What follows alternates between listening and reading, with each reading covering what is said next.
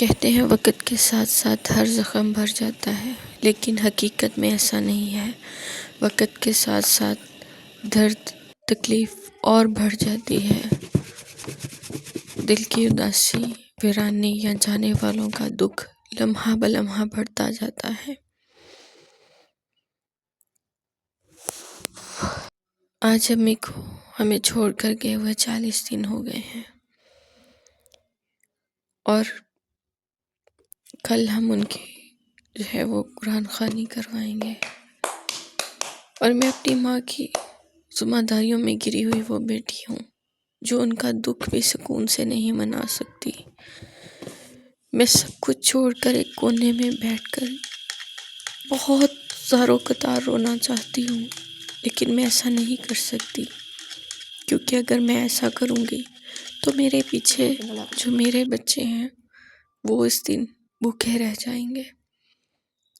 ہمت کر کے خود کو سنبھال کے سمیٹ کے اپنے شوہر کی دکان کا سارا سامان تیار کرنے کے بعد اب وہ میں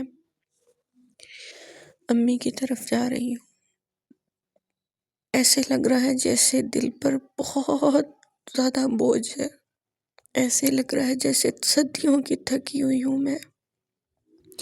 یہ 40 دن مجھے 40 صدیوں کے برابر لگ رہے ہیں۔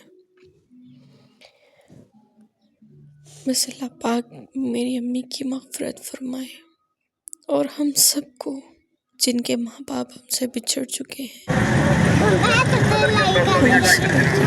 بے شک دنیا میں لیکن صبر نہیں ہوتا۔